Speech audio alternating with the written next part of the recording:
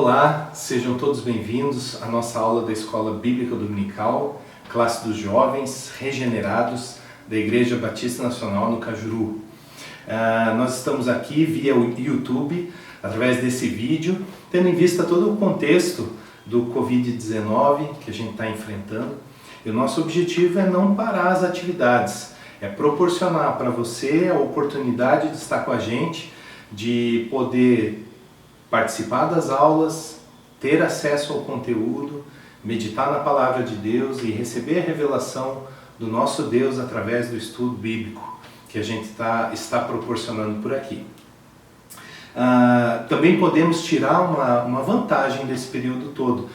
Eu entendo que apesar de a gente não poder estar juntos no mesmo ambiente, o que é sempre muito bom, em contrapartida a gente pode aproveitar como oportunidade o fato de poder rever esse vídeo quantas vezes a gente quiser, parar, dar uma pausa, né, durante o estudo, enfim, né, poder aproveitar aquilo que o YouTube e os vídeos no YouTube têm de bom nesse momento. Eu espero que todos estejam bem, em saúde, todos vocês que nos assistem estejam bem, né, seguros, tanto vocês como seus familiares, nesse momento tão difícil dessa crise que nós estamos enfrentando. Também quero que você esteja atento a todos os canais de comunicação que a igreja disponibiliza. Nós temos toda a nossa programação com os cultos ao vivo, temos o canal da igreja no YouTube, o canal IBN Cajuru, onde você pode participar das programações que são feitas ao vivo. Também a nossa comunicação via WhatsApp, você que já é nosso aluno na escola bíblica, você provavelmente já tem o seu nome no WhatsApp, ali a gente consegue se comunicar com você, e também através do Instagram, a gente sempre está publicando os nossos conteúdos, sempre está em contato contigo. Então vamos manter a comunicação nesse período da melhor forma que nos for possível, né? Espero que você também mantenha as suas medidas de prevenção nessa fase, né? Evite aglomerações, mantenha as orientações que os médicos nos dão para a nossa higiene, como álcool em gel, lavar constantemente as mãos, mantenha uma alimentação saudável, tome sol sempre que possível, né? Evite, né? Vamos evitar o contágio, mas ao mesmo tempo vamos ter uma boa saúde, porque uma saúde boa, né? A gente tendo uma condição saudável, a gente também está mais forte e evita, né, que esse vírus nos traga malefícios, nos impacte de uma maneira mais forte, né? Quero que você, assim como eu, e junto com toda a nossa igreja, às 13 horas, todos os dias, aqueles que podem, que não estão trabalhando, mas sempre consiga esse momento, né? Lembre de orar pelos nossos governantes, pela nossa igreja, pela igreja do Senhor Jesus sobre toda a face da terra, pelas nossas famílias, nossas cidades, a nossa população, né? Pelos países mais atingidos. Então que nós estejamos orando e intercedendo, nos colocando pertinho do nosso Deus em oração por toda essa situação. Eu gostaria de compartilhar, antes de começar o nosso estudo, compartilhar com você um texto que está na primeira carta do apóstolo Paulo a Timóteo, no capítulo 2, a partir do versículo 1 até o versículo 5, que diz assim: Antes de tudo, exorto que se façam súplicas, orações, intercessões e ações de graças por todos os homens, pelos reis e por todos os que exercem autoridade, para que tenhamos uma vida tranquila e serena em toda piedade e honestidade. Isso é bom e agradável diante de Deus, o nosso Salvador, que deseja que todos os homens sejam salvos e cheguem ao pleno conhecimento da verdade. Porque há um só Deus e um só mediador entre Deus e os homens, Cristo Jesus, homem. Eu gostaria de, meu irmão, minha irmã, meu amigo, minha amiga que está aí nos assistindo, de convocar você a adotar uma postura que agrada a Deus nesse momento.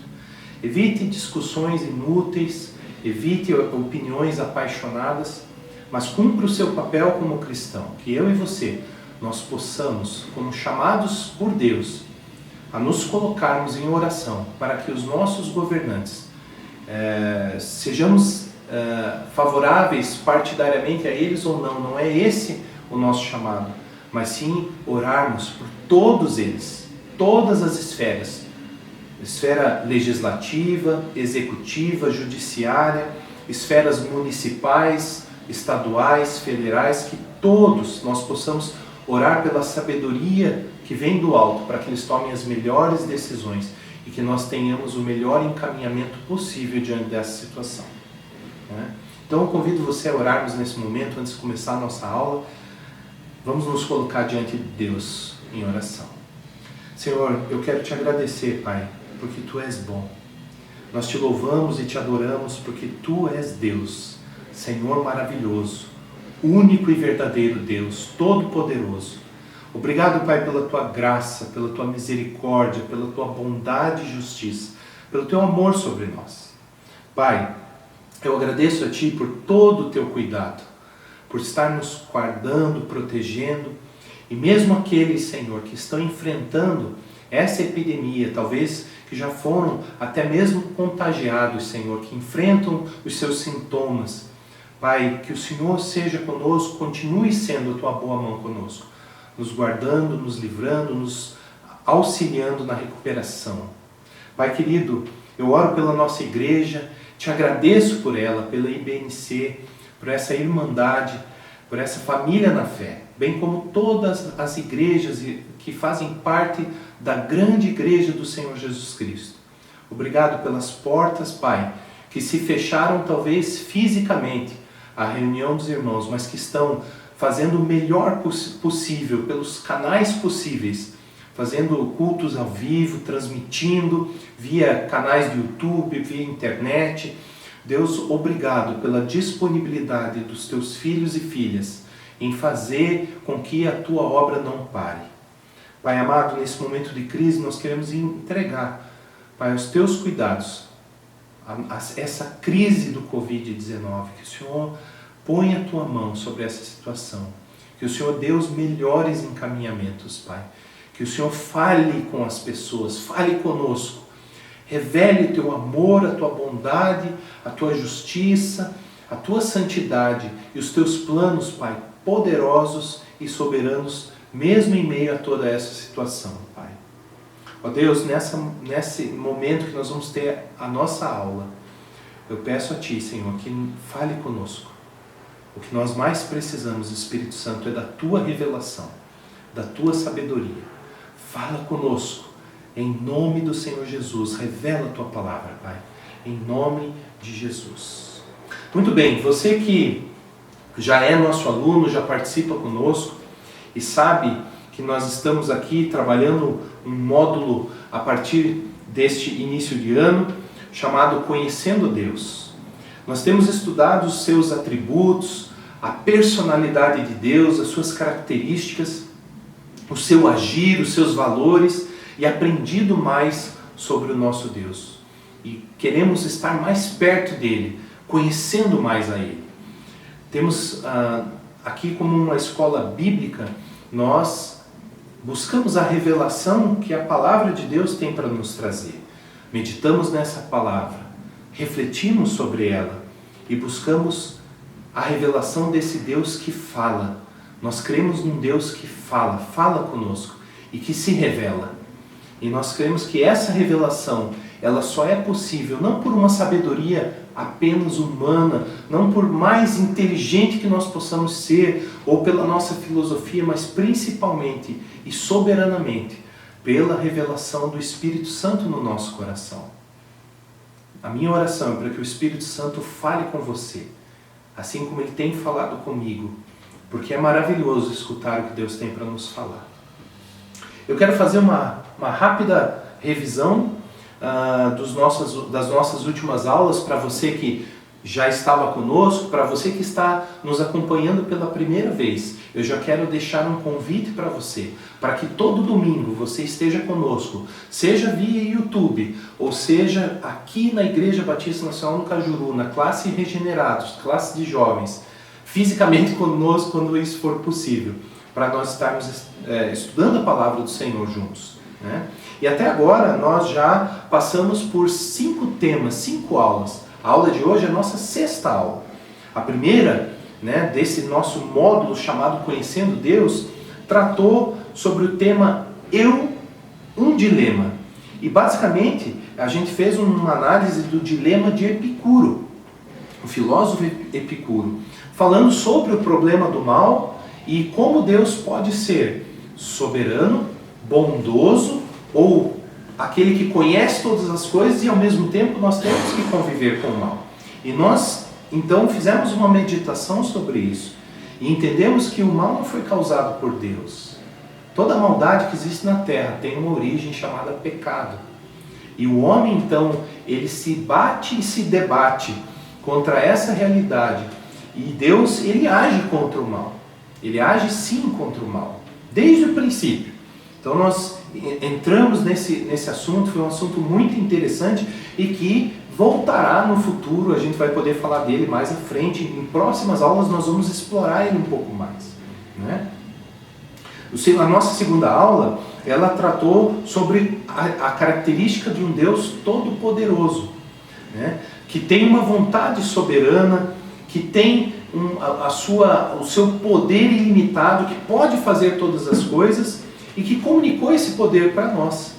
E que nós podemos expressar uma parcela desse poder. Nós não somos todo-poderosos, mas nós podemos agir porque Deus nos concedeu uma parte desse poder. O poder de realizar, o poder da vontade, o poder de fazer. E podemos colocar isso, então, à disposição do nosso Deus. Na 3ª aula, nós falamos a respeito das reflexões de Tomás de Aquino, que através de 5 pensamentos, 5 linhas de pensamento, ele defendeu a existência de Deus, né? Um ser que é necessário, que é a causa, a única causa que nunca foi causada, porque ele é a origem de todas as coisas, o organizador, o motivo de todas as coisas, um Deus soberano. Na 4ª aula, nós falamos sobre Abacuque, o profeta Abacuque, que fez uma pergunta: por que Deus tolera o mal? Será que Deus tolera o mal? E aí foi falado sobre a permissão de Deus, que julga todos sem distinção e que permite certas situações, mas Deus não tolera o mal. Na nossa 5ª aula, nós vimos outro aspecto de Deus, que é a sua fidelidade. E nós aprendemos que Deus, ele é fiel, cumpre tudo o que ele fala, que Deus, ele realiza tudo aquilo que ele prometeu e permanece fiel, apesar da nossa infidelidade. Nesta 6ª aula, então, que nós vamos começar hoje, nós vamos tratar a respeito de um tema muito interessante e muito intrigante. O título da nossa aula é Por que Deus mandou matar? E a nossa reflexão vai ser um aprofundamento da nossa compreensão sobre a justiça de Deus. Ora, eu queria fazer uma pergunta para você antes da gente fazer a leitura do nosso primeiro texto bíblico de hoje. Muito provavelmente você já tem ouvido falar a respeito da palavra genocídio, né? Ora, o que seria genocídio? Se você for no dicionário procurar, você vai ver que a definição de genocídio é a destruição total ou parcial de um grupo étnico, de uma raça ou de uma religião através de métodos cruéis, né? Esses métodos cruéis podem ser condições subhumanas de vida, a prevenção de nascimentos dentro daquele povo ou daquela raça, o desaparecimento de crianças. É o genocídio o extermínio deliberado de um povo por razões étnicas, militares, religiosas ou culturais. Essa é a definição que a ONU dá para genocídio. Se você fizer uma pesquisa sobre genocídio, por exemplo, se você for no Google hoje digitar lá super interessante, né, o site da revista Super Interessante, buscar por ele e a palavra genocídio, você vai encontrar, por exemplo, uma lista com os 10 maiores genocídios da história. Ali você vai então ver a menção sobre o Holocausto com Hitler, na Segunda Guerra Mundial, Pol Pot no Camboja, né, nos anos 70, que através da sua perseguição aos seus inimigos políticos, professores, filósofos, qualquer pessoa que se opusesse, que tivesse ideias contrárias ao seu sistema, eliminou quase 20% da população do Camboja na época. Stalin foi um cara que matou muita gente, né?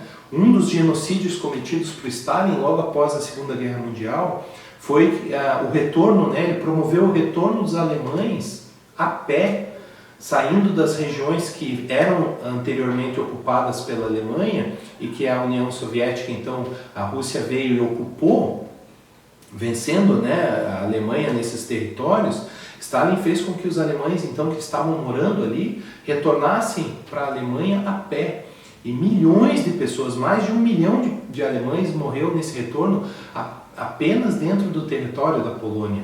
Nós vamos ver o genocídio contra os armênios e os assírios, provocado pelo finzinho ali do Império Otomano, na região que hoje é conhecida por Turquia, né?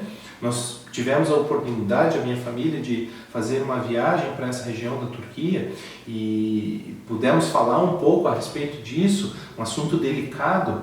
A gente vai ver, por exemplo, quando houve a separação da Índia e do Paquistão, né, na região ali de Bangladesh, muçulmanos, hindus e sikhs promoveram uma perseguição entre si e entre 2 a 3 milhões de pessoas morreram. Então, se você fizer uma pesquisa, você vai ver muitos casos de genocídio na história, né? Por exemplo, mais um caso aqui muito interessante, no século XIV, o mongol Tamerlão, né, da região da Mongólia, foi um sucessor ali uns 200 anos mais ou menos depois de Gengis Khan, querendo superar Gengis Khan, ele então promove tal matança, tal ocupação de territórios, que foi passando ali pelo Oriente Médio, pela região da Ásia Central, a própria Mongólia, e só ele, nos anos de 1300 mais ou menos, só ele promoveu sozinho nessa empreitada a morte de quase 5% de toda a população mundial da época. Então, quando nós vemos esses acontecimentos ao longo da história, a pergunta que eu gostaria de fazer para você é: o genocídio é uma conduta aceitável? Com certeza não, você vai me responder. Quando nós refletimos, ponderamos sobre esses acontecimentos, com certeza eu e você, nós ficamos muito tristes e indignados com a capacidade do ser humano de destruir outras pessoas. Bom, com esse pano de fundo, eu gostaria de fazer com você a leitura do nosso texto-chave, que está em 1 Samuel, capítulo 15, versículo 3. 1 Samuel, capítulo 15, versículo 3. O texto diz assim: foi uma ordem de Deus a Saul, primeiro rei de Israel. Vai agora e ataca os amalequitas e os destrói totalmente com tudo o que tiverem. Nada poupes. Matarás homens e mulheres, meninos e crianças de peito, bois e ovelhas, camelos e jumentos. Eu gostaria de ler mais um texto com vocês, que está em Deuteronômio 7, nos versículos 1 e 2. Deuteronômio, capítulo 7, versículos 1 e 2. Diz assim: quando o Senhor, teu Deus, te introduzir na terra para onde vais, para que dela tomes posse, e houver expulsado da tua frente muitas nações, a saber, os heteus, os girgazeus, os amorreus, os cananeus, os perizeus, os heveus e os jebuseus, 7 nações mais numerosas e mais poderosas do que tu. E quando o Senhor teu Deus as entregar a ti e as atacares, tu as destruirás totalmente. Não farás com elas nenhum acordo, nem terás piedade delas. Esses dois textos, eles falam sobre Deus ordenando ao povo de Israel que aniquilasse outros povos, que exterminasse outros povos, que os destruísse totalmente. Ora, e aí vem uma pergunta, talvez você mesmo já tenha ouvido algum questionamento de alguém sobre isso. Talvez quando você fez a leitura do texto do Antigo Testamento e você se deparou com textos como esse, você mesmo ou você mesma tenha pensado, mas como pode? Que estranho! Como pode um Deus, eu conheço um Deus de amor, eu conheço um Deus revelado por Jesus, que é um Deus de paz e de misericórdia. Não combina com esse Deus que manda executar, que manda matar até crianças pequenas, animais, homens, mulheres, velhos, moços, manda matar a todos. E aí você pode se defrontar com esse questionamento. Como eu falei, talvez em algum momento você mesmo tenha escutado esse questionamento de alguém. Muitas pessoas, ateus, ou pessoas que não creem na palavra, não creem na Bíblia, não frequentam a igreja, não querem ter uma participação, né, na igreja do Senhor, elas já podem, você mesmo já pode ter ouvido algum questionamento desse. Né? Como pode? Talvez você mesmo, como eu falei, já tenha ficado com essa dúvida. Como pode esse Deus do Novo Testamento, veja como parece estranho, não? O Deus do Novo Testamento parece um Deus de salvação, de graça, de amor e de perdão, de aceitação. E o Deus do Antigo Testamento muitas vezes parece ser esse Deus que executa juízo, que derrama sua ira, que pede então que Israel entre ali e destrua essas cidades. Como que a gente pode compreender essa aparente contradição? Bom, eu gostaria, como introdução à nossa aula de hoje, e quero trazer de novo o tema dela, né? Lembrando, por que Deus então mandou matar, né, nesses textos que a gente leu? Tá? A primeira coisa que eu quero trazer para você é que nós vamos então fazer essa reflexão a partir de agora com base na própria revelação da Escritura. Uma das coisas que eu aprendi, que eu tenho aplicado e que eu tenho confirmado através desses anos como cristão e caminhando por essa palavra, é que a Bíblia interpreta a ela mesma. A Bíblia se explica, ela não se contradiz, mas ela se explica quando ela é observada no seu todo. Então, através da revelação bíblica, nós vamos ter um tempo hoje aqui para nós vamos fazer a leitura de uma série de textos e nós vamos poder refletir sobre eles e buscar essa resposta. Ok? Então vamos lá. Bom, eu gostaria de fazer algumas ponderações antes que a gente avance com o tema por que Deus mandou matar? Como entender esse Deus amoroso, perdoador, pacífico e que ao mesmo tempo ordena a destruição de cidades e de povos? Bom, muito bem, vamos partir de algumas premissas básicas, ok? A primeira, o nosso senso de justiça, ele é limitado. E eu vou dar um exemplo para você. Vou tomar a própria situação que nós estamos enfrentando agora do vírus Covid-19 e o dilema que o Covid-19 tem trazido para nós nos últimos dias, principalmente. Com certeza, se você tem acompanhado os noticiários, se você tem aí recebido mensagens nos grupos de WhatsApp que você participa, se você tem estado ativo dentro do Facebook, das redes sociais e participado, lido ao menos algumas discussões, você vai perceber que nós estamos diante de um problema ético. Né? Qual seria ele? As medidas restritivas e de isolamento, né?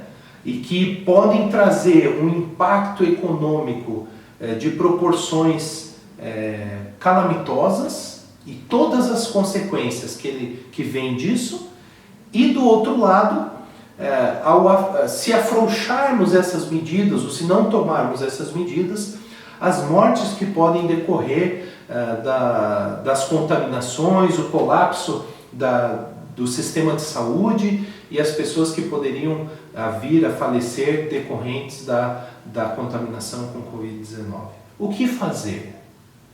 E você vai perceber que, infelizmente, as discussões elas acabam passando por julgamentos parciais, limitados, apaixonados, muitas vezes até irracionais. Não há uma abertura para reflexão, não há muitas vezes uma abertura para ver os dois lados, compreender, buscar uma visão equilibrada. Muitos dos posicionamentos que as pessoas tomam, eles são radicais, tanto para um lado quanto para o outro. Então nós percebemos facilmente que o nosso senso de justiça, o nosso senso de juízo, de julgamento, ele é muitas vezes parcial, limitado. Então, esse é um primeiro fato, para que nós possamos compreender a justiça de Deus e responder a essa pergunta, por que Deus mandou matar nessas situações, nós vamos entrar nelas daqui a pouco, a gente tem que primeiro partir dessa premissa. O nosso senso de justiça, ele é limitado e muitas vezes falha. A segunda questão aqui trata do contexto histórico, né? O momento em que Deus manda matar no Antigo Testamento está dentro de um contexto histórico, certo? E eu gostaria de destacar uma coisa que eu estava refletindo ao preparar essa lição. O ser humano, na sua história, ele se revela como um ser bélico, um ser de guerra, um ser conquistador, um ser que tem interesses e para que esses interesses se cumpram, muitas vezes ele entrou em guerras, em conflitos, ele exterminou, ele matou. E isso acontece em todas as épocas, em todos os continentes, em todas as raças. Não é privilégio de nenhum povo, de nenhuma cor, de nenhum credo, de nenhuma posição geográfica dentro do globo ou de algum momento histórico, as guerras e povos dominando sobre outros povos, povos escravizando outros povos, né? Oprimindo, matando outros povos. Não é de graça que o primeiro relato que a Bíblia traz após a queda do homem, após o pecado de Adão e Eva, o primeiro relato, o primeiro acontecimento relatado pela Bíblia na história da humanidade, após a saída do lugar que Deus preparou, um lugar de paz, de harmonia, de comunhão com Deus e de uma paz entre os seres humanos e entre estes com toda a natureza criada e com o seu Criador, foi o assassinato de Caim contra o seu irmão, cometido contra o seu irmão Abel. É a primeira história que a Bíblia nos traz. Caim e Abel fazem uma oferta, trazem uma oferta diante de Deus e por ciúme, por inveja, por indignação, Caim vem e mata o seu irmão.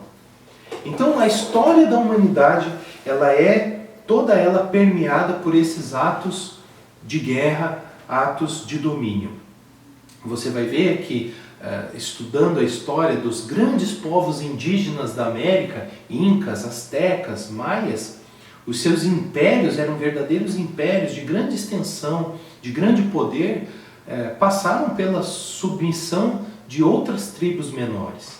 Então, os próprios indígenas entre si tinham suas guerras, os seus domínios, os povos que eram escravizados ou que eram canibalizados.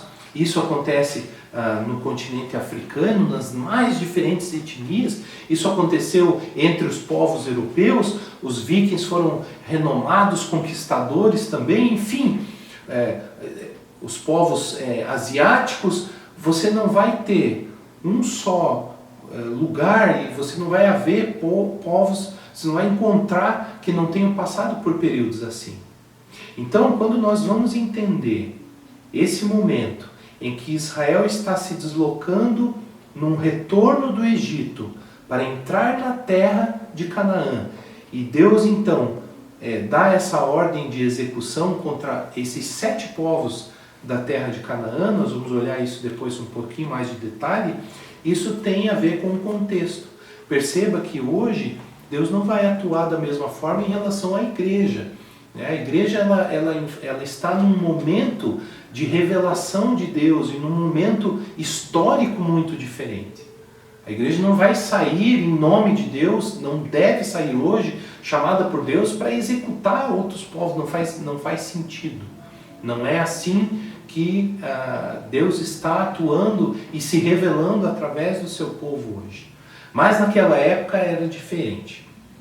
Então há um contexto bélico e nós vamos também ver daqui a pouco, o próprio Israel sofria ataques desses outros povos também.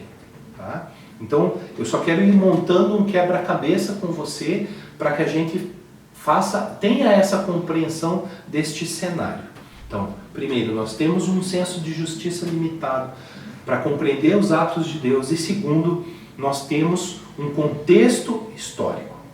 Terceiro ponto desse quebra-cabeça para formar um panorama inicial aqui para nós entrarmos nos textos é que essa história de que parece que temos um Deus no Novo Testamento, um Deus da graça e um Deus da lei, um Deus da salvação e misericórdia versus um Deus do juízo.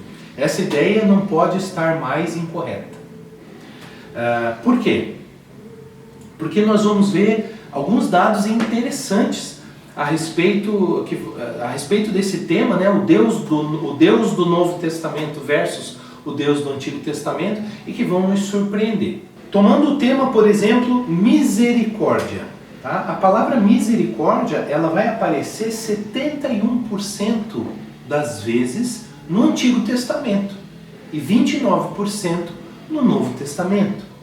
A palavra amor, a ocorrência da palavra amor, ela é 50% das vezes presente no Antigo Testamento e 50% das vezes no Novo Testamento. Entretanto, quando a gente fala sobre juízo final, sobre castigo eterno, você vai ver que esse tema ele é muito mais tratado no Novo Testamento, seja nos Evangelhos, até em falas do próprio Jesus.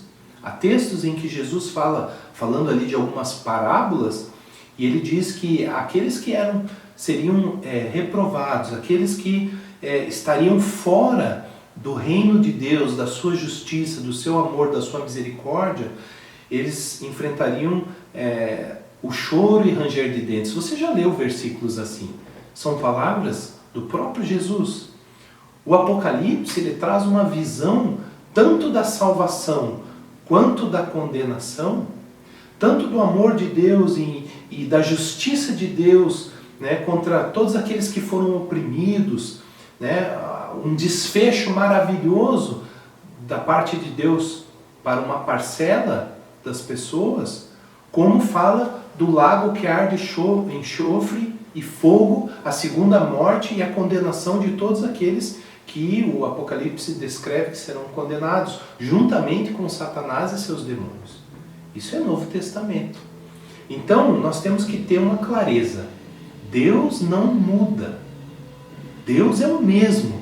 O Deus do Antigo Testamento é exatamente o Deus do Novo Testamento, até porque nós estamos presos a esse efeito cronológico da história. Deus é eterno. Deus não tem ontem, hoje e amanhã, porque Ele não muda, Ele é o mesmo. Então a forma como Deus se relaciona conosco, a forma como Deus vê, como Deus percebe, ela é totalmente outra. Ela não está limitada como é a nossa. Mas Deus, Ele não muda, Ele não varia. O Deus Criador, o Deus Eu Sou, o Deus que escolheu Abraão, é o mesmo Deus que está lá em Apocalipse, é o mesmo Deus que entregou, que não poupou o seu próprio Filho por amor a nós. Então, essa ideia de que Deus é um Deus diferente, inclusive, isso aqui já foi tema para heresias lá do tempo dos apóstolos. né? Escolas de pensamento que consideravam que o Deus do Antigo Testamento ele era um Deus inferior e mau, que o verdadeiro Deus teria se revelado no Novo Testamento na pessoa de Jesus Cristo. E isso é um erro cabal, é um erro total da compreensão. O mesmo Deus, a mesma graça de Deus, ela se revela desde Gênesis até o Apocalipse. E por último, eu gostaria de trazer um tema aqui também, um ponto que eu acho importante para a nossa reflexão inicial, que é o seguinte: nós não vemos na palavra de Deus, na Bíblia, Deus enaltecendo um povo só, criando heróis, fazendo que justificando então esses atos bélicos de guerra, de ataque contra outros povos, como se o povo de Israel fosse um povo perfeito, como se os grandes heróis citados na Bíblia fossem homens perfeitos e que Deus justificaria todos os seus atos, porque afinal de contas eles estão agindo em nome de Deus, e que esse é o povo destacado, um povo assim acima do bem e do mal, e que os outros então, esses textos serviriam como um belo pretexto para justificar as ações desse chamado povo de Deus. Também aqui não há nada mais incorreto, porque se nós observarmos um texto muito interessante que está em Números, no capítulo 14, eu vou abrir aqui com vocês, Números no capítulo 14, nos versículos 43 a 45. Números 14, do 43 ao 45. Vamos ler juntos aqui. Ele diz o seguinte: porque os amalequitas e os cananeus estão ali, bem na vossa frente, e caireis à espada, pois o Senhor não estará convosco, pois vos desviastes dele. Assim mesmo eles subiram ao alto do monte, mas a arca da aliança do Senhor e Moisés não saíram do acampamento. Então os amalequitas e os cananeus, que habitavam na montanha, desceram e os feriram. Os feriram. Quem são esses os? Os israelitas, derrotando-os até Ormá. Esse texto aqui fala de uma derrota do povo de Israel, porque Israel estava murmurando e pecando contra Deus, e Deus permitiu então que os amalequitas e cananeus atacassem a Israel e os vencessem. Então nós vamos ver em toda a Bíblia que em nenhum momento você tem aqui pessoas infalíveis, o povo de Israel pintado num cenário cor-de-rosa, perfeito, onde tudo é maravilhoso, infalíveis, justificados o tempo todo. Muito pelo contrário. Toda a história bíblica ela é muito clara, muito transparente. Os heróis bíblicos, na verdade, são homens capazes de grandes erros, de grandes falhas, que foram tratados por Deus. Um exemplo deles é Davi. Abraão, outro exemplo, o próprio Moisés, considerado o homem mais manso sobre toda a terra, no final da sua vida, perdeu a entrada na terra prometida, porque por sua carnalidade e sua ira, não fez o que Deus disse para fazer, e acabou perdendo o privilégio de entrar na terra. Então, nós vemos ao longo de toda a Bíblia que Deus nunca, em nenhum momento, deixou o povo de Israel, ou os grandes personagens, os grandes homens e mulheres bíblicos, numa posição de infalíveis. Muito pelo contrário. A Bíblia é muito clara em trazer suas falhas, em trazer a forma como Deus trata com eles. O próprio povo de Israel foi castigado por Deus, e Deus permitiu, nós vamos ver mais à frente, que eles fossem atacados e dominados por outros povos também, quando eles pecaram, quando eles se distanciaram de Deus, quando o coração deles foi maldoso e se endureceu. Então, com esses 4 pontos, eu gostaria de dar um pontapé inicial aqui para entender por que Deus deu a ordem que a gente leu ali nos nossos textos de 1 Samuel 15:3, né? E de Deuteronômio 7, 1 e 2, de atacar esses povos, tanto amalequitas como outros povos aqui, né? Heteus, Gergazeus, Amorreus, Cananeus, Perizeus, Eveus e Jebuseus, esses 7 povos. O que aconteceu para que Deus então mandasse que esses povos fossem totalmente destruídos? Então vamos lá. O primeiro ponto, então, por que Deus mandou matar, a primeira resposta que nós vamos dar hoje aqui é porque Deus age contra o mal. Deus age contra o mal. Bom, quem eram os amalequitas? Esse povo chamado de amalequitas eram descendentes de um personagem chamado Amaleque. Amaleque era neto de Esaú. Esaú, o irmão gêmeo de Jacó, futuramente chamado Israel, né? E esse povo chamado amalequitas foi um dos povos que mais guerreou e que foi mais impiedoso na sua perseguição e nos seus ataques contra Israel. Vamos ver um texto juntos? Êxodo, no capítulo 17, dos versículos 8 a 15, você tem uma descrição sobre os amalequitas, mas eu vou destacar com você apenas 2 versículos, o versículo 8 e o versículo 14. Na sua casa você pode fazer a leitura do texto completo. Êxodo 17, de 8 a 15. Vamos ver o que diz o versículo 8. Então os amalequitas vieram e atacaram Israel na região de Refidim. E o versículo 14 diz assim: Então o Senhor disse a Moisés: Escreve isto para memorial num livro e confirma a Josué que apagarei totalmente a lembrança de Amaleque de debaixo do céu. Esse contexto aqui, o que foi esse ataque? Mas os povos atacavam-se. Luiz, você mesmo falou que os povos atacavam-se entre si, né? Era comum, faz parte da história. Mas qual foi o problema aqui? O problema está relatado no texto de Deuteronômio, no capítulo 25, versículos 17 a 19. Deuteronômio, capítulo 25, nos versículos 17 a 19. Vamos ler o texto? Diz assim: Lembra-te do que Amaleque te fez no caminho quando saías do Egito, como foi ao teu encontro no caminho e matou na tua retaguarda todos os fracos que seguiam mais atrás, quando estavas cansado e desgastado, e não temeu a Deus. Portanto, quando o Senhor teu Deus te der descanso de todos os teus inimigos em redor, na terra do Senhor teu Deus, na terra que o Senhor teu Deus te dá por herança para possuir, apagarás a lembrança de Amaleque de debaixo do céu. Não te esqueças disso. Ora, qual é o contexto aqui? Israel vinha saindo da escravidão do Egito depois da libertação, inclusive Deus realizando ali um juízo sobre a terra do Egito, sobre os deuses do Egito.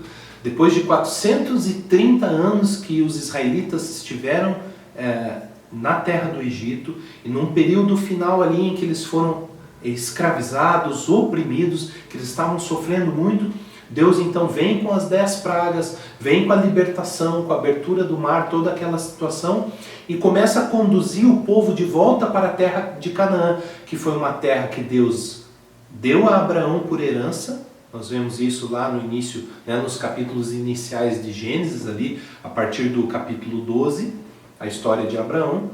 E Abraão mesmo adquiriu terras naquela região.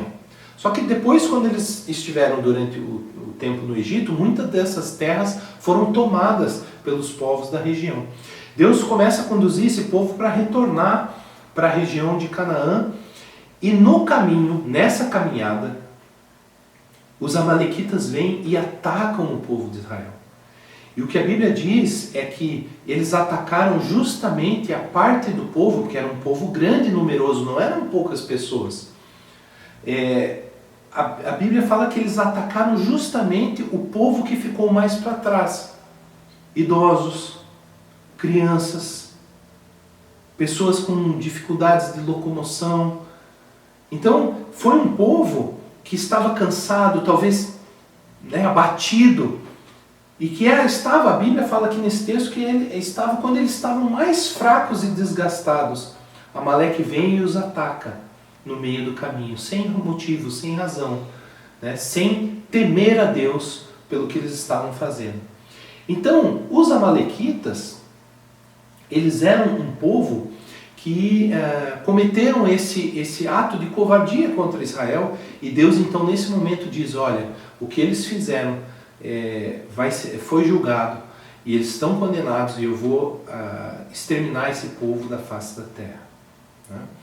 Depois, nós temos outros textos que falam a respeito dos amalequitas também. Por exemplo, Juízes 6, do capítulo 3, do versículo 3 até o versículo 5, que diz, os amalequitas se uniram aos midianitas para saquear e destruir as plantações dos israelitas. Né? Se você olhar esse texto no detalhe, você vai ver que eles então se reuniram em grande povo, eles vinham, eles faziam acampamentos, e todo o local onde os israelitas tinham suas plantações, eles vinham, roubavam as plantações, queimavam as plantações, destruíam, causando fome no meio do povo, causando medo no meio do povo.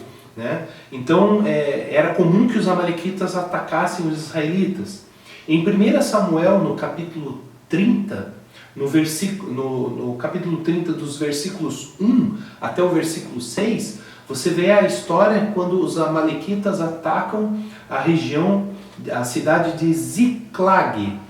E ali, o que eles fizeram? Eles mataram todos os homens, levaram os velhos, mulheres e crianças como escravos, incluindo as próprias esposas de Davi. Então, era um povo que sempre esteve ali confrontando o povo de Israel. Além destes, nós temos os outros povos que a gente leu ali, são 7 povos, né? Um deles chamados cananeus, mas a gente pode dar a classificação de cananeus para todos os povos que habitavam a região de Canaã. Também são chamados de cananeus no geral, né?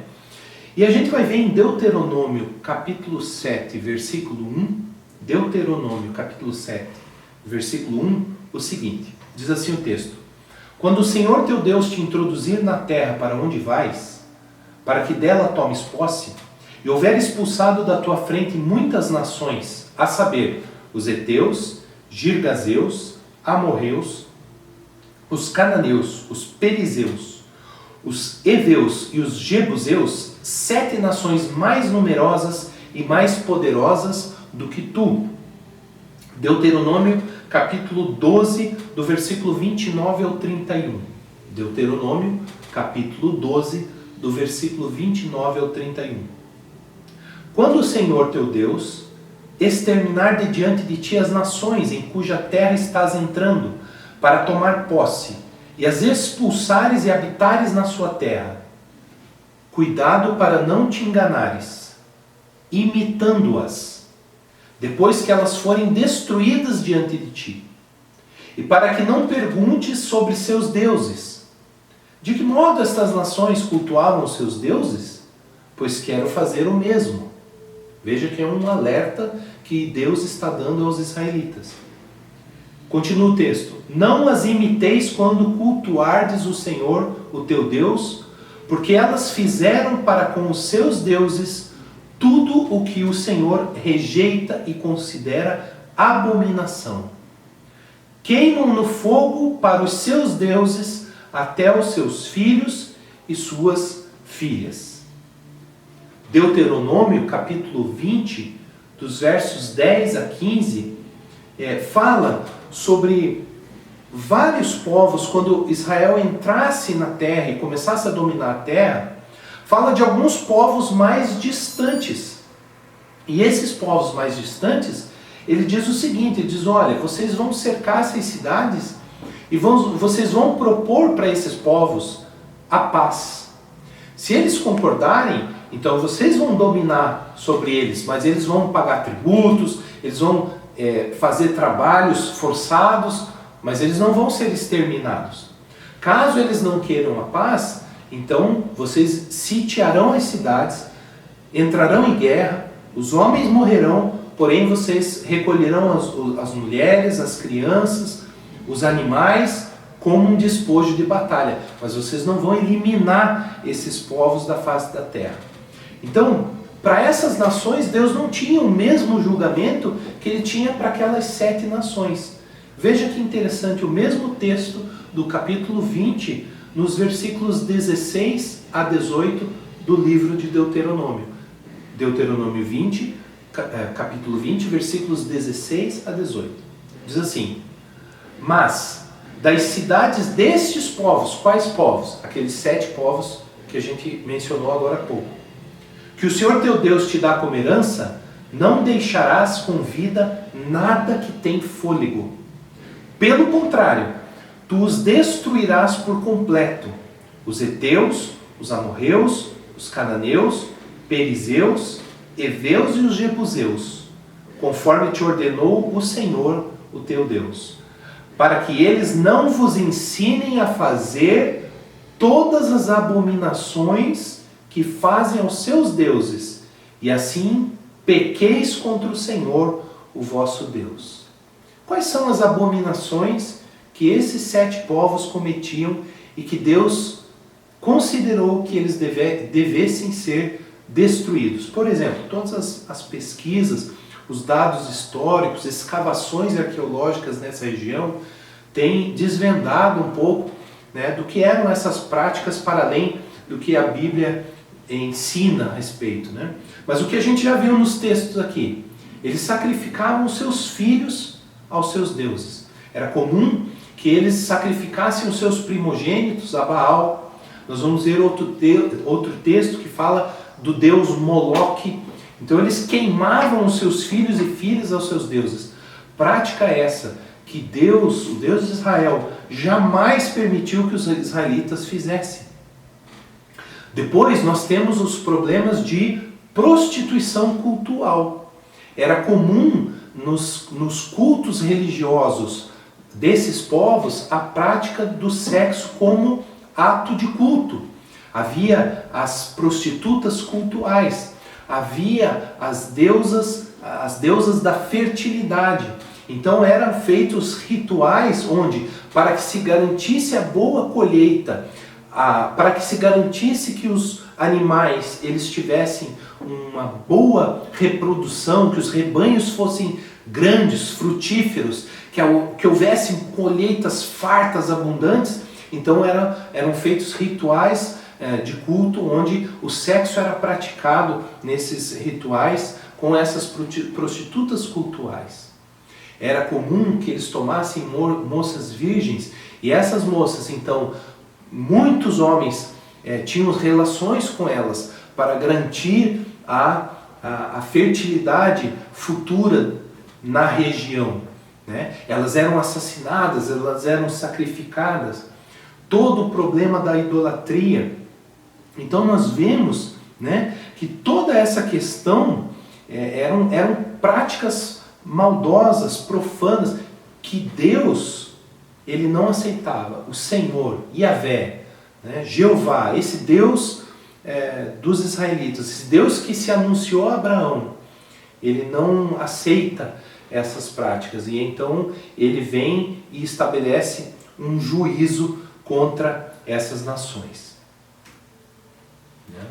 Esse é o primeiro ponto. Então o primeiro ponto havia um juízo de Deus dado o estilo de vida que esses povos praticavam.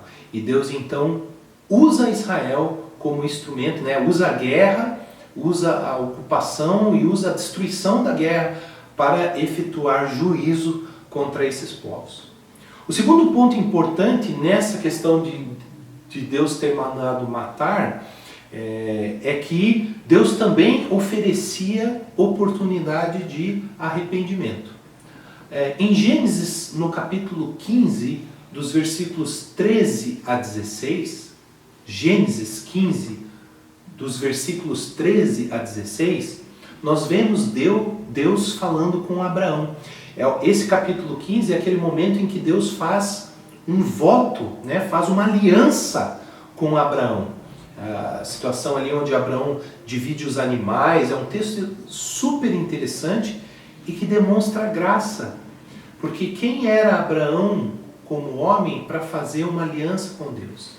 Nós vemos ali um ritual em que era muito comum entre homens, entre irmãos, entre amigos, nesses clãs. Nós estamos estamos ali vendo, né, esses povos viviam numa época em que eles eram atacados constantemente.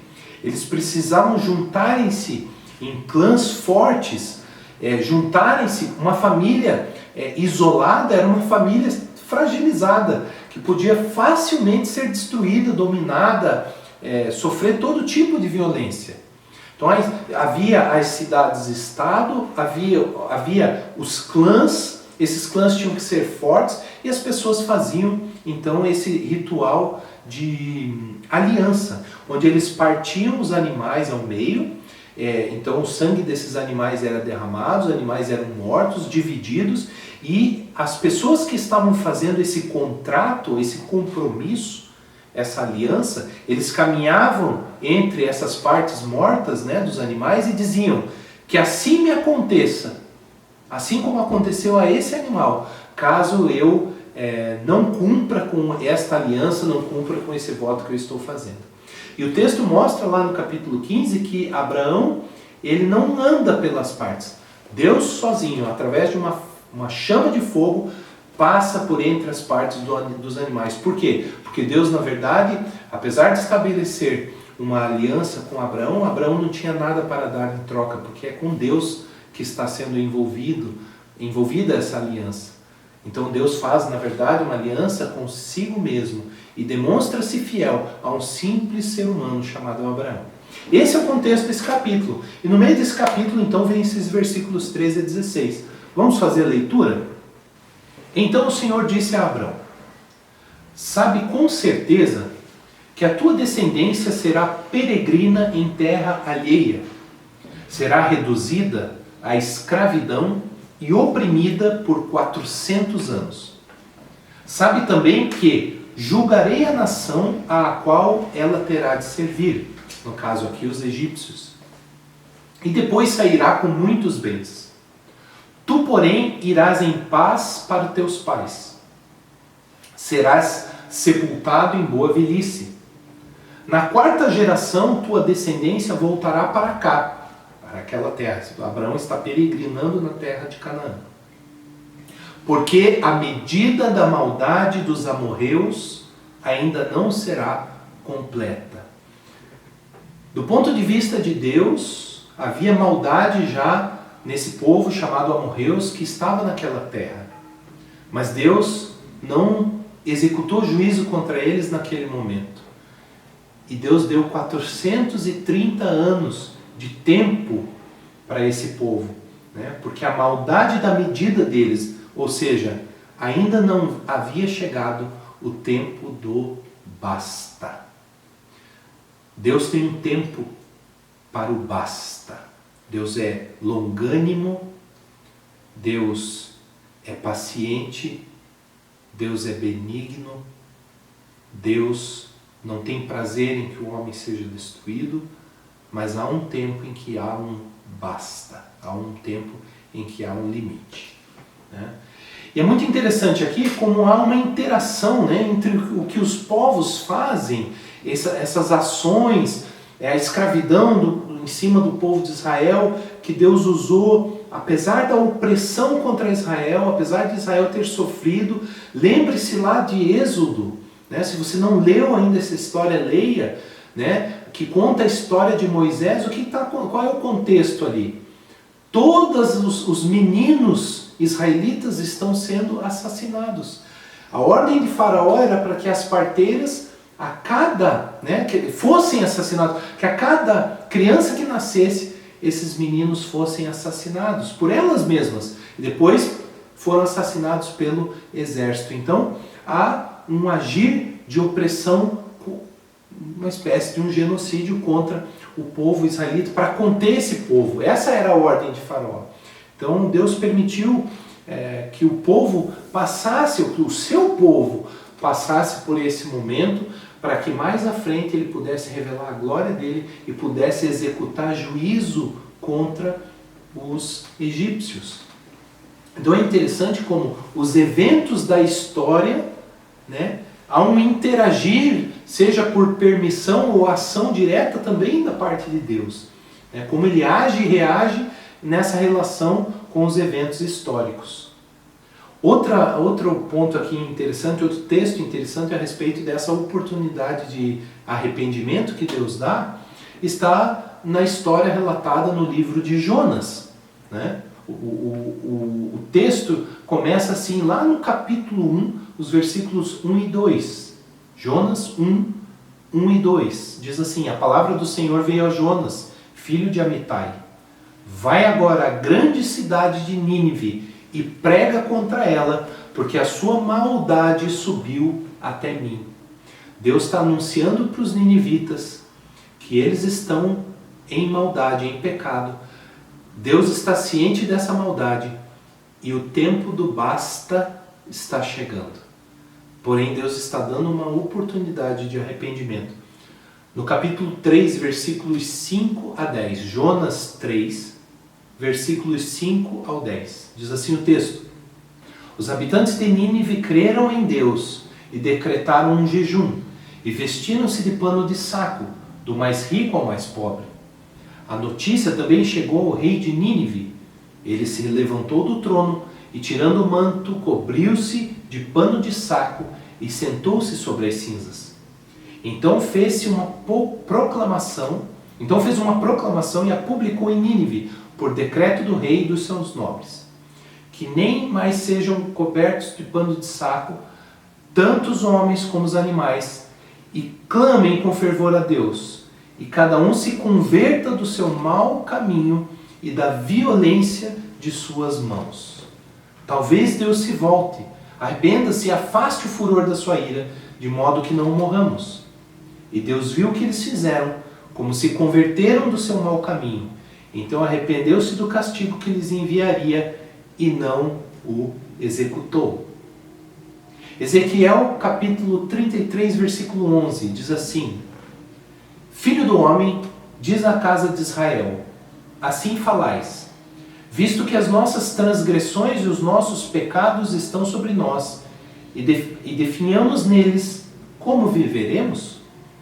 Dize-lhes: tão certo como eu vivo, diz o Senhor Deus, não tenho prazer na morte do ímpio, mas sim em que o ímpio se converta do seu caminho e viva.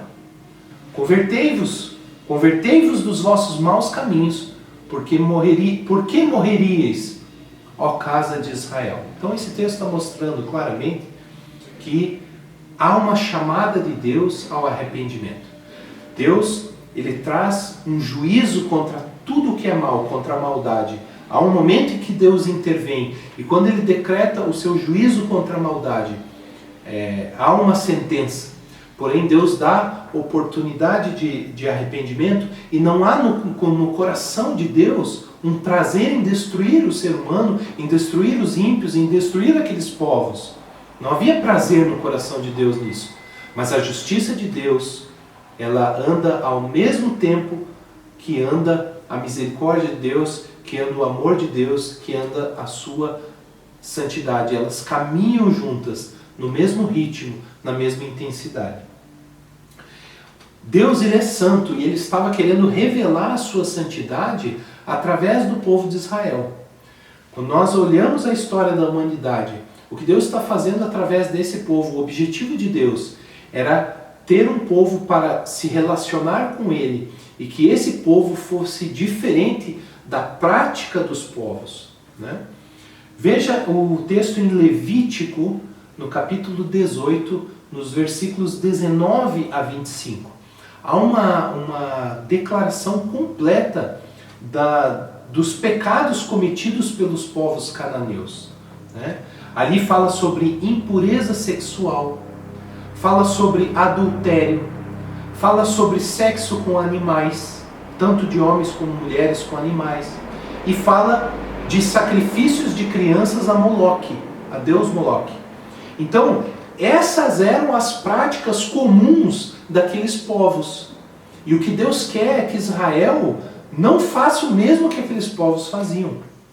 E aí diz aqui, né, o texto, um versículo aqui dentro desse texto que destaca esse ponto. Ele diz assim: não vos contamineis com nenhuma dessas coisas, porque as nações que eu expulso de diante de vós se contaminaram com todas elas: impureza sexual, adultério, sexo com animais, sacrifícios de crianças. E eu castigo o pecado da terra, porque está contaminada, e a terra vomita os seus habitantes.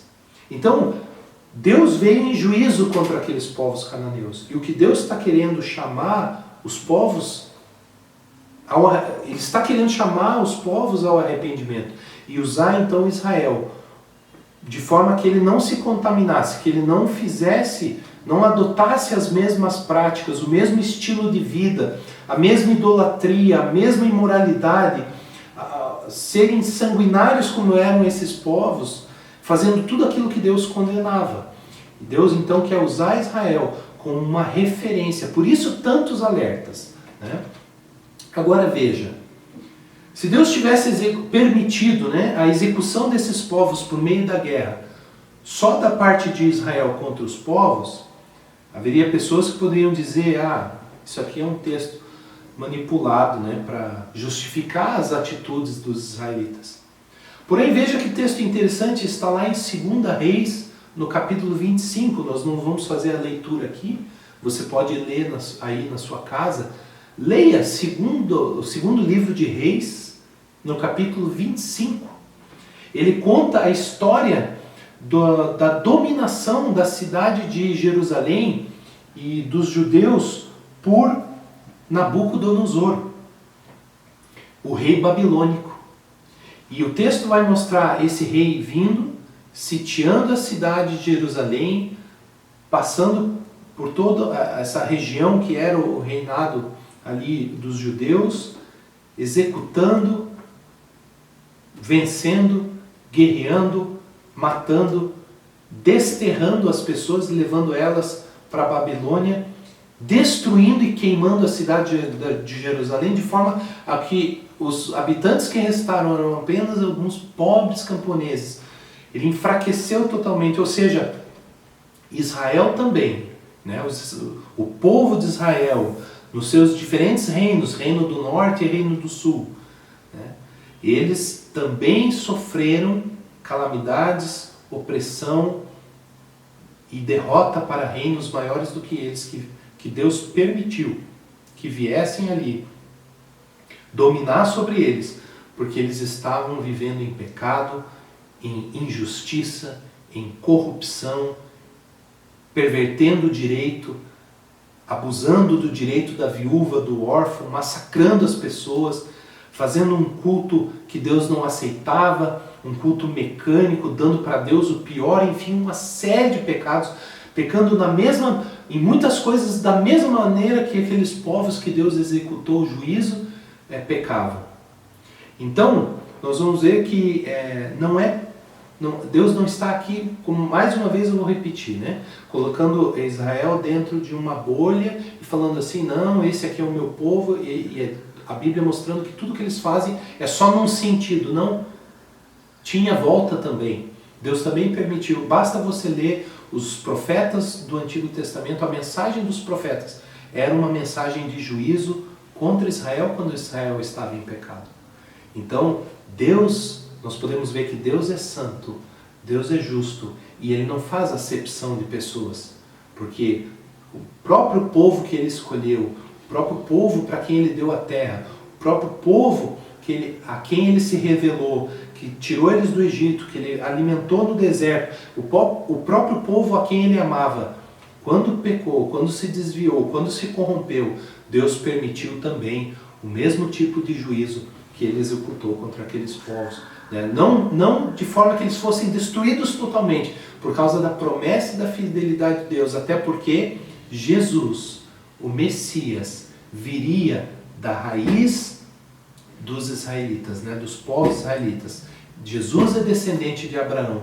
Então Deus manteve o que a gente chama de remanescente fiel. Havia, né, algo a ser preservado desse povo, mas o povo de Israel não ficou imune a também ser escravizado, destruído, sofrer esse tipo de violência, né? Então o que eu quero dizer aqui é que não há um desequilíbrio na forma de Deus agir, né?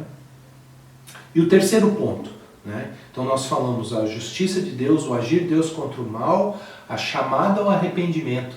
E aí aqui então nós temos, né, Deus, quando Deus mandou matar, por que Deus mandou matar? É porque há uma justiça em Deus, Deus é justo, né? E nós temos que entender isso da seguinte maneira: o Senhor é aquele que concede a vida, então só Ele tem o direito também de tirá-la. Por isso que aqui Deus está dando uma ordem, mas Ele é Deus. É diferente do mandamento quando ele diz assim, não matarás. O homem, por ser limitado, pecaminoso, ele não pode tomar a decisão de sair matando. Mas aqui Deus estava usando a nação para executar juízo contra os amalequitas e contra os outros povos que a gente viu no início da aula, né? Então, Deus ele executa essa justiça através de uma intervenção direta, como foi o caso do dilúvio, ou através, né, de povos, de guerras, enfim, de uma série de situações. Então vamos ver aqui, ó, o texto de Deuteronômio, no capítulo 32, versículo 39. Diz assim, Deuteronômio 32, 39. Vede agora que eu sou, eu sou, e não há outro Deus além de mim. Eu faço morrer e faço viver. Eu firo e eu curo. E não há quem possa livrar-se da minha mão. 1 Samuel, no capítulo 2, versículo 6, 1 Samuel 2, 6 diz, o Senhor é quem tira a vida e a dá, faz descer a sepultura e faz ressurgir dali. Ora, o Senhor é o soberano, Ele é o Criador. O Salmo 33, do versículo 6 a 9 diz, os céus foram feitos pela palavra do Senhor, e todo o exército deles pelo sopro da sua boca. Ele ajunta as águas do mar como num montão, faz dos abismos depósitos.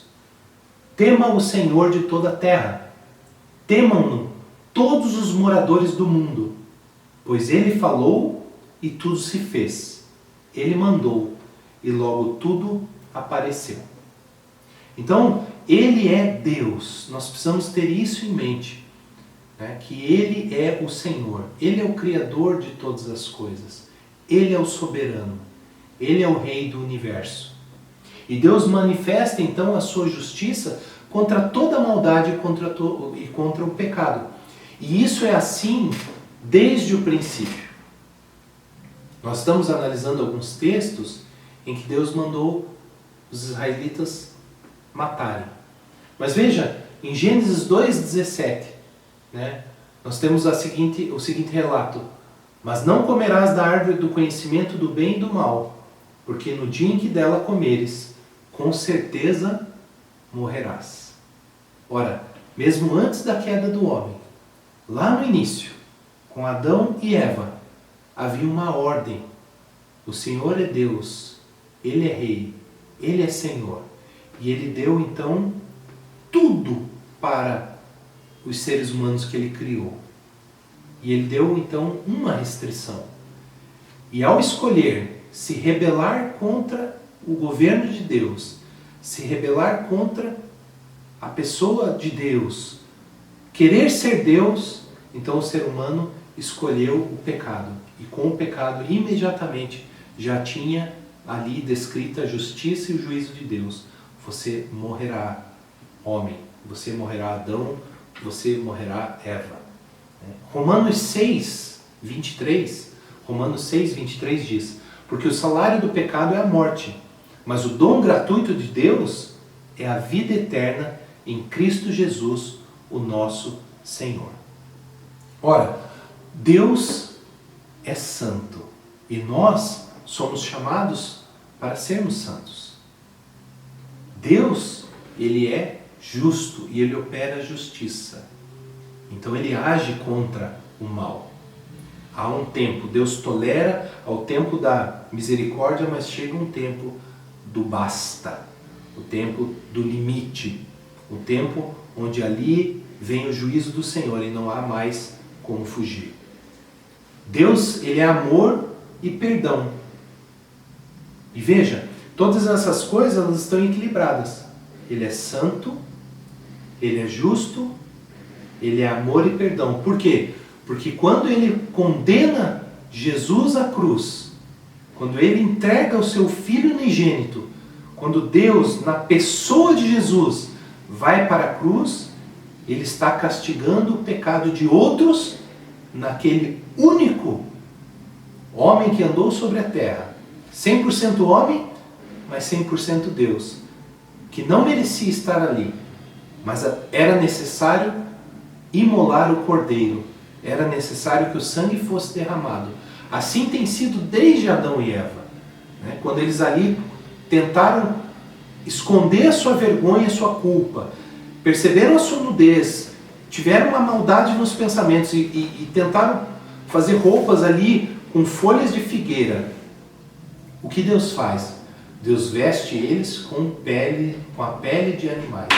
Então, claramente, animais inocentes deram a vida para que as peles dos animais pudessem cobrir os corpos de Adão e Eva.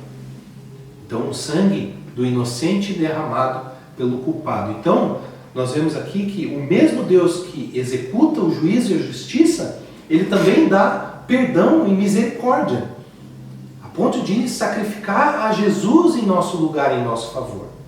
Então, esse Deus Senhor também é o Deus Salvador. Eu gostaria de fazer uma reflexão com você. Não existe pregação de boas novas de salvação, de boas novas de perdão, de boas novas do amor de Jesus, que não passe pelo problema do pecado, que não passe por uma chamada ao arrependimento. Se Jesus é Salvador, é porque nós precisávamos, eu e você, de salvação. Ora, mas salvos do quê? Salvos da morte eterna, salvos da escuridão, salvos das trevas, da impureza, da rebeldia, da mentira, da corrupção, da maldade, do sistema desse mundo que, como a Bíblia diz, jaz no maligno. De toda a opressão, da miséria, da enfermidade, do pecado. Ora, se Deus nos ama e o seu amor maravilhoso, ele se revela pelo fato de Jesus, o Cristo, ter morrido por nós, quando nós ainda éramos pecadores. Como está revelado lá em Romanos 5, capítulo 5, versículo 8. Ele nos amou e se entregou por nós, quando ainda éramos pecadores. O livro de Romanos ele é considerado o resumo de todo o Novo Testamento. O resumo da mensagem do Evangelho. E de que forma ele começa? O capítulo 1 é uma denúncia contra a condição caída do ser humano, a sua depravação, o seu pecado, de não dar a Deus a glória devida. Romanos no capítulo 1. Então, quando eu me lembro da minha conversão, eu me lembro que a minha experiência foi exatamente um encontro total. Ao mesmo tempo com o amor de Deus, com a aceitação no estado em que eu estava, ao mesmo tempo com uma convicção de pecado e uma necessidade de arrependimento e de me entregar a esse perdão que Deus me oferecia. O amor de Deus veio ao mesmo tempo que veio, e depois isso foi sendo trabalhado cada vez mais pelo Espírito Santo, com a consciência do meu pecado, da justiça de Deus, do perdão de Deus e do juízo que eu merecia, mas que Ele não imputou sobre mim. Então, queridos, o problema do homem muitas vezes é que, para que nós tenhamos o Senhor Salvador, é preciso que nós tenhamos o Deus Senhor. Então, se nós queremos um Deus Salvador, nós precisamos ter a Deus como Senhor. Porque a fonte do pecado nada mais é do que uma rebelião contra Deus, contra o governo de Deus e com o desejo de querer ser Deus, dono do nosso destino, viver do nosso jeito. Ora, eu ouvi uma frase muito interessante que diz assim: o ídolo nada mais é, né? O que é idolatria? O que é fazer um ídolo? O ídolo nada mais é do que a projeção do nosso ego. Né? Nós vemos o ser humano tentando manipular esses deuses para obter o seu favor. E o que Deus quer de nós é totalmente diferente. Então nós precisamos entender que nós precisamos de uma relação de submissão, de reconhecimento de Deus como Deus, no seu lugar, no trono de Deus, que lhe é devido, o trono do reinado sobre nós.